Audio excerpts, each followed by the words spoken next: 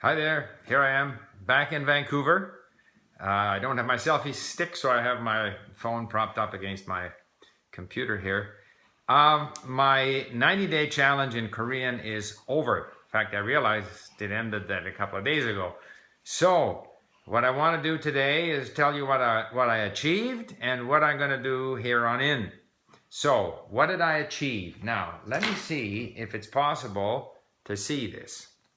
You can't see it. Okay, so I'm going to read you my achievements. Last 3 months, as it shows up on my, maybe you can see it. I don't know. Anyway, it says here, known words total. I increased my known words total by 12,000 words, and I took it up to 47,000. I created 9,603 links. That is to say, I saved 9,603 words and phrases. Now, of those, 2,379 I learned.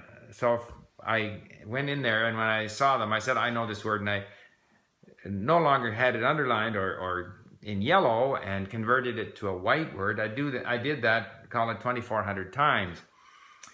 But of the 9,600 words that I saved, I actually know more than that. What the number is, I don't know.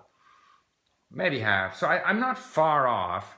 You know, I say I now know 47,000 words in Korean. I probably know roughly 50,000. Bear in mind that in Korean there's a lot more situations where the same word has different forms, or 2 or 3 words that you already know are put together, and so they're counted as a new word. In fact, I probably didn't learn that many new words. It says here that I listened to 26 hours. That's not true. I listened far more than 26 hours, but I didn't record it in the system. And I read 114,000, almost 115,000 words of Korean, essentially, on Link. So that's the activity that I put in. And you know, we measure activity at Link because really, I think in language learning, if you can commit to a level of activity, the rest will take care of itself. You have to find ways, because the content is interesting, or because what you're doing, you enjoy doing it, somehow that you maintain a certain level of activity. If you do that, you're going to familiarize yourself with the language, you're going to accumulate vocabulary, you're going to get better. Insofar as my ability, I mean, I feel that I speak better. Hannah tells me I speak better. She's surprised every time we speak how much I have improved just through listening and reading. But I didn't really speak that much. I mean, I don't know how many hours, a few hours of speaking.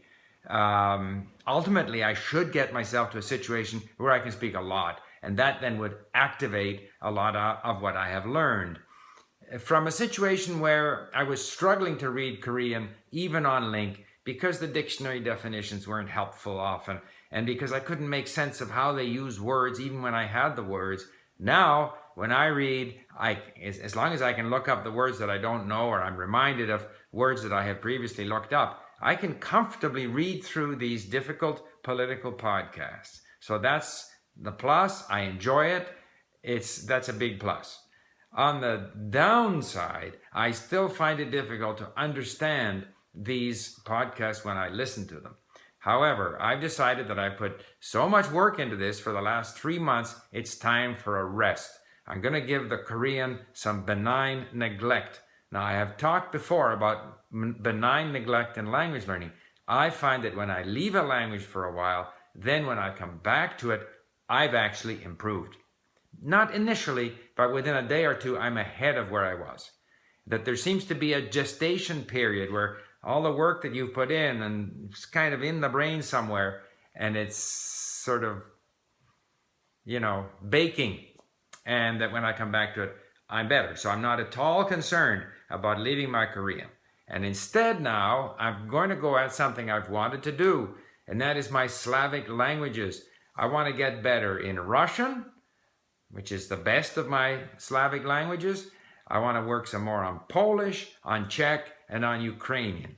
And the principles of the grammar in those languages is so very similar that to some extent I'm reinforcing.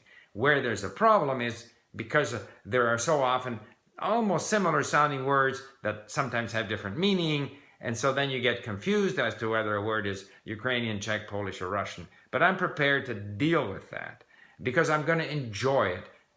You know, it's just right now, I grabbed a Russian book off a shelf. It's Chekhov, some of his stories. I'm going to enjoy reading some of that.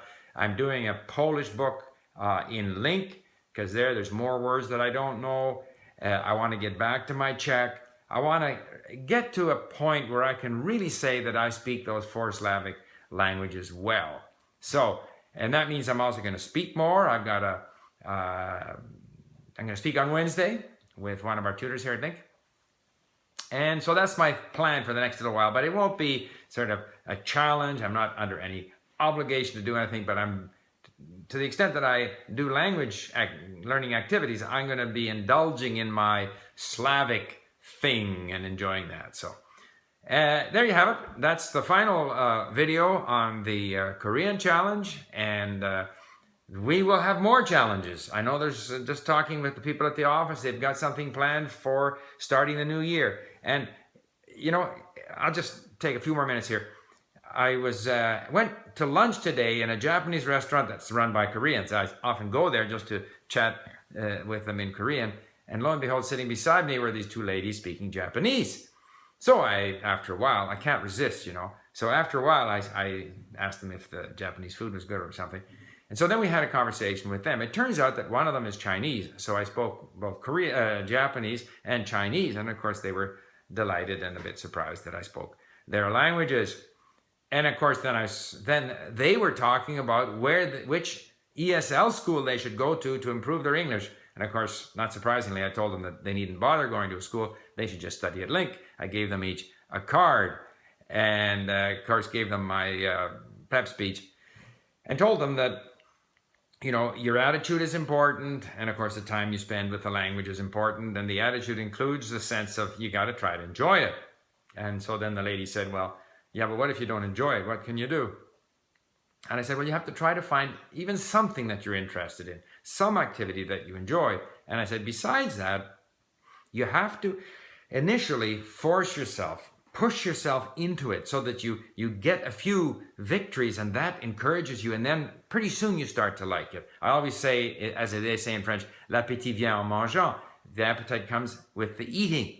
And so the advantage of a 90-day challenge, sometimes if you've been holding back and you feel you haven't been making much progress in a language, if you say, okay, come hell or high water, for the next 3 months, I'm going to commit to this certain level of activity. I'm going to read so many words, I'm going to save so many links, I'm going to listen to so many hours, that very often will push you over the hump.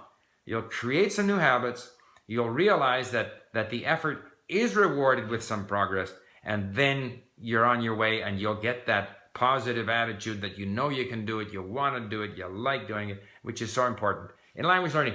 There you have it, and happy challenges in your language learning.